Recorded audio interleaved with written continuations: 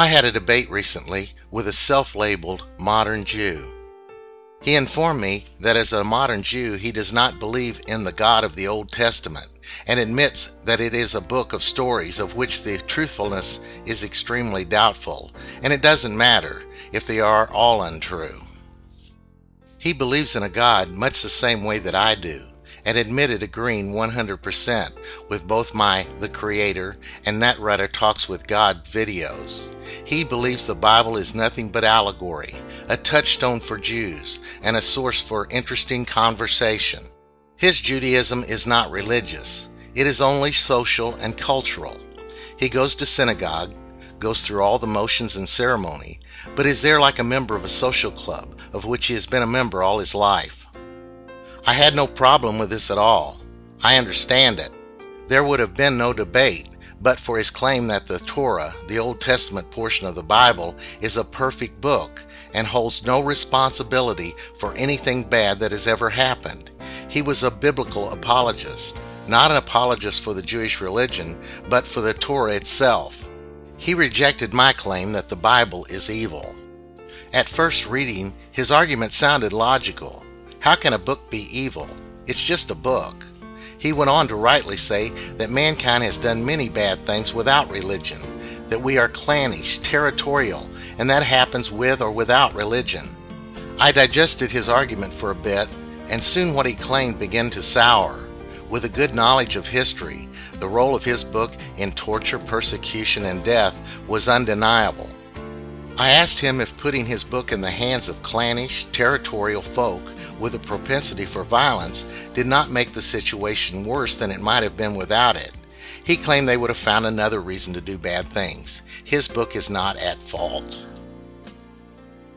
To lighten the conversation and also make a point, I asked if monkeys without grenades would kill the same number of themselves and other monkeys and destroy the same amount of jungle than monkeys with them.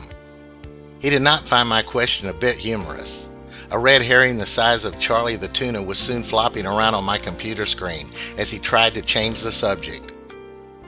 After throwing his fish in the deep well, I asked him to clarify his position. I asked if he was claiming that not a drop of blood has ever been spilt, nor a single witch burned at the stake because of the contents of his book. What I believed was a very intelligent and educated man had a sudden IQ drop into the double-digit area. He flooded my video with near 20 comments containing most every logical and debate fallacy I have seen, even from fundamentalist Christians. Our discussion finally found some common ground. We both agreed that morality evolves, but he denied my contention that the morality and science in his Torah is not just unevolved, but unenlightened. He came on board with just a couple exchanges where I asked him to explain the enlightenment of slavery, homophobia, racism, and the science found there. My next point, that his book has been and is still today an impairment to societal and scientific progress, was a reality he tried but could not refute. He finally fell silent and went away. This was a great debate, not for any other reason than for the questions he asked me and those I was forced to ask myself. To him I give my thanks and hold no ill feelings. On many other subjects he and I undoubtedly see things very much the same. I hope he learned as much as I did from our encounter. Before I go further, I want to make it clear. I am not into book burning and would never endorse such a thing. During this debate I asked myself, can a book not just be used to commit evil, but really be evil? What would make a book truly evil? Let's see what the Bible brings to the table to qualify. The Bible endorses a worldview and religion that is rooted in the brutal morality and superstition of the Bronze Age. It presents sexism, slavery, homophobia, and racism as God's law.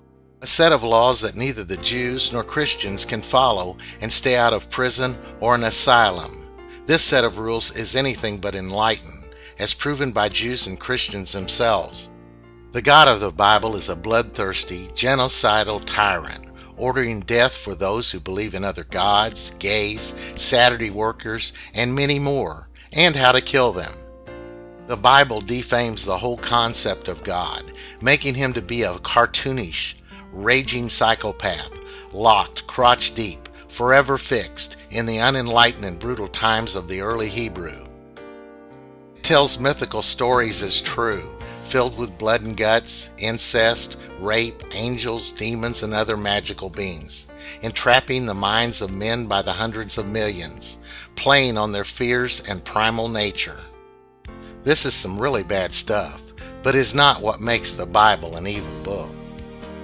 What makes the Bible truly evil is its claim to be the Word of God. This lie gives all the Bible's inhumanity to man divine authority. What is the historical record for the Bible? The Bible claims that by one's fruit you can know them. Let's inspect the Bible's fruit with a few questions. How many people have been persecuted, tortured, and murdered by use of the divine authority of the Bible? How many wars and genocides were undertaken by use of this divine authority? How much money has been conned from the gullible by use of the Bible? The detrimental effects of the Bible aren't just part of history, they haunt our modern world. Let's see. Has the Bible's claim that God gave the real estate we call Israel to his chosen people caused any problems in the world? How many have died and will die in the future because of that piece of fiction?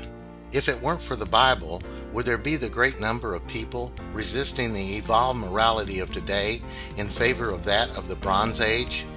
If it weren't for Bible believers in this country, would there be the great number of people resisting scientific and medical progress? If it weren't for Bible believers in this country, would a candidate's God belief be more important than his or her qualifications and competence? If it weren't for Bible believers in this country, would gays still be denied the rights the rest of us have? If it weren't for Bible believers in this country, would there be any creationists and their detrimental efforts to replace science with mythology?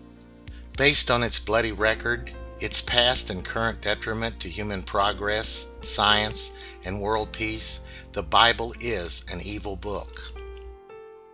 Here are 3 questions for you to consider. 1.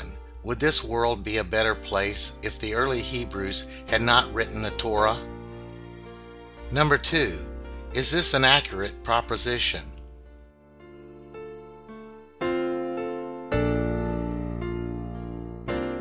And number 3. Based on this fruit test, is the Quran also an evil book?